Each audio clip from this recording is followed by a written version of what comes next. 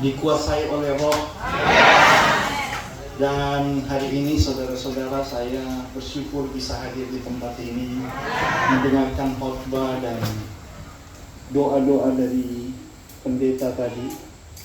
Saya datang di sini, saudara-saudara, diundang oleh Bobby dan Ellen. Bobby dan Ellen ini lama bersama dengan kami.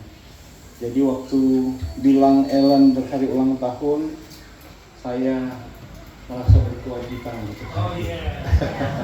Sekaligus untuk mengucapkan selamat kepada Ellen hari ulang tahun yang ke-44. Dengar-dengar Bobby berubah kan? Maksudnya dari kita ingin tahu berubah yang bagaimana dia. Tapi dengar-dengar sudah digembala nih Bobby. Pantasan di FB-nya so DP penampilan lebih, statusnya lebih membawa damai gitu.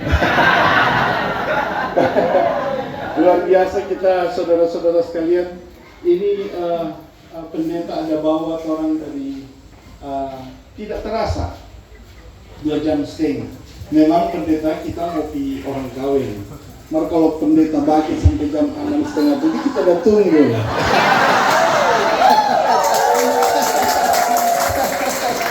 Begitu pendeta. Jadi karena ini luar biasa, membawa sukacita luar biasa. Saya dari dulu juga pendeta sering merenungkan tentang penciptaan ini dan banyak hal yang kemudian saya lihat luar biasa. Pendeta ini adalah orang-orang berhikmat.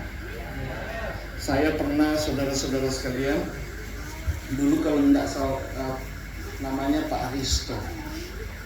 Dia itu putra dari Pak Yaji. Waktu itu adalah gembala Tiberias. Beliau datang bawa buku pada saya waktu itu. Pak Eli, tolong ini diberikan kata pengantar. Nah dulu ada buku yang saya buat pendeta. Kemudian itu pernah didengarkan oleh para teolog di sana. Dia bilang, ini DP buku. DP buku itu DP judul kita baca astaga. DP judul Fisika Alam Roh. Coba. Ini pendeta Aris. Dia ini pendeta lulusan Tel Aviv. Dia DP doktor itu lulusan Tel Aviv. Dia minta saya menyampaikan itu. Ketika saya membaca buku itu, kita tulis di kitab kata pengantar pada buku itu. Kita bilang dalam dunia yang terbatas, seperti yang diungkapkan oleh pendeta tadi, dunia ini adalah terbatas oleh ruang dan waktu. Apa kok DP maksud kok tuh ruang dan waktu terbatas oleh ruang dan waktu itu? Rupa kita sekarang hari ini, kita ingin tahu apa yang terjadi di Palau. Kita ingin tahu apa yang terjadi di Jakarta. Karena kita dibatasi oleh ruang. Itu studi fisikanya. Hari ini kita ingin tahu apa yang akan terjadi kemudian di masa yang akan datang. Karena kita dibatasi oleh waktu. Ellen, kita ingin tahu apa yang terjadi pada dia di masa lalu. Karena kita dibatasi oleh waktu. Sehingga hari ini saudara-saudara dalam studi karakter pendeta itu bilang tuh cemas, takut-takut, marah-marah, sombong, tinggi hati. Itu adalah karakter manusia. Semua karakter itu lahir karena kita terbatas. Jadi karakter itu terjadi kan berupa contoh kita marah, ada ketentu tantanin ombak. Kita mau ramas ngana tanta ngana pilihan, ngana pulang terlambat soba gila ngana kan. Tuh om bilang begitu pada tanta pendeta. Tiba-tiba tuh om kena stroke, kau mati.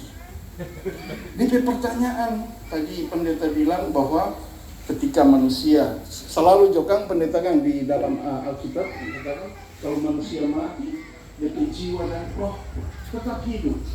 Kadang-kadang saya bertanya oleh pendeta, no kalau manusia mati dan bagaimana dengan dia pikiran dan perasaan? Orang semua bilang mati, no? So mati kuat. Mar di dalam Alkitab bilang kalau manusia mati, DP jiwa dan roh tetap hidup. Tadi pendeta bilang bahwa itu DP jiwa itu tuh pikiran, perasaan, memori, dan kehendak. Itu studi sainsnya, studi kedokterannya begitu pendeta. Apa yang pendeta sampaikan tadi dalam contoh-contoh benar, secara sains pendeta. Jadi kalau manusia mati, pikiran dan perasaannya tetap hidup versi Alkitab. Sehingga saudara-saudara sekalian, ini kemudian saya kaitkan tadi bahwa ketika tuh tanta, tuh opak sampai di alam roh yang tidak terbatasan, tuh opak bilang, astaga, tak salah kita. Tuh tanta kote, dia terlambat datang karena dia udah beli obat for kita. Dia udah beli obat untuk anak-anak. Kenapa saudara-saudara? Dia tidak lagi dibatasi oleh ruang dan waktu. Sehingga yang di waktu itu, menurut versi pendeta, di alam yang tidak terbatas itu, kita sudah ada dalam konsep pengertian. Kita sudah ada di dalam konsep tidak terbatas oleh ruang dan waktu. Sehingga di dalam Alkitab, kalau orang mati, tadi juga pendeta sempat sentil kita dapat dengar. Walaupun kita udah tunggu-tunggu dan sampai semua lewat 6:30 pendeta, kita sempat dengar tuh tadi pendeta. Kita harus mempertanggungjawabkan ketika kita masuk di alam roh. Persoalannya saudara-saudara, ditulis di dalam Alkitab bahwa kita kalau sudah mati itu berdiri telanjang di hadapan Tuhan. Apa nih maksud berdiri telanjang? Tentu bukan yang dimaksud oleh pendeta tadi dan pakai. Yang dimaksud dengan berdiri telanjang itu adalah kita tidak bisa mendustai Tuhan. Kita tidak, Tuhan, kita pak bikin dosa tuh dia udah bawa Pak dia di hotel. Cuma Pak Babet kok ke kanan.